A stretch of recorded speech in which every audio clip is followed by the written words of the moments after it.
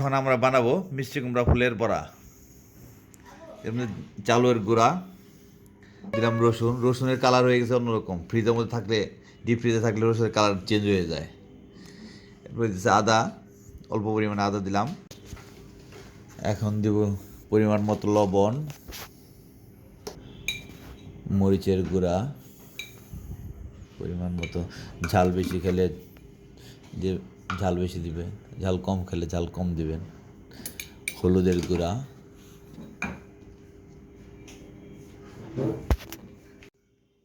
অল্প পরিমাণে দিচ্ছি জিরার গুঁড়া। সব কিছু দিয়ে মিক্সড করতেছি। আজকে পয়লা ফাল্গুনের রেসিপি মিষ্টি কুমড়া ফুলের বড়া। ফুলও হলুদ, ফাল্গুনও হলুদ, হলুদে হলুদে মিলে গেছে।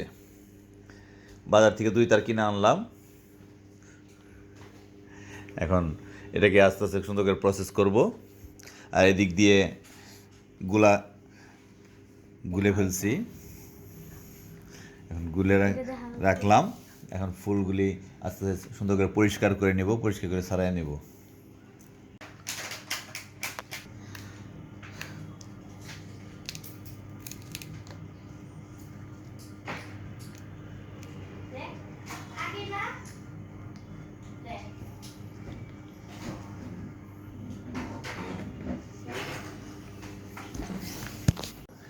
ফুলগুলি প্রসেস করে দিচ্ছে আমার ওয়াইফ।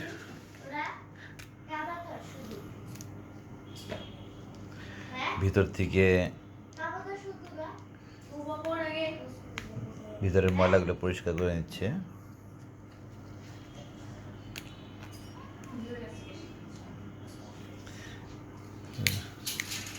ভিতরে যদি ভিতরে না দেখি তাহলে অনেক সময় পোকা থাকতে পারে, ছোটো পিঁপড়া থাকতে পারে, ময়লা থাকতে পারে। এই জন্য ভিতরে সুন্দর করে পরিষ্কার করে নিতে হবে এবং ভিতরে এই জিনিসটা ফেলে দিতে হবে। ফেলে দিলাম, পরিষ্কার নিলাম, একদম পরিষ্কার করে নিলাম। ফুলের বড়া ভাজার জন্য সব কিছু রেডি।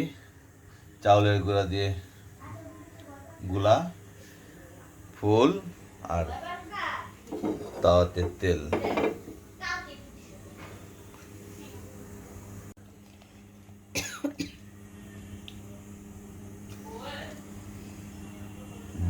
দাও।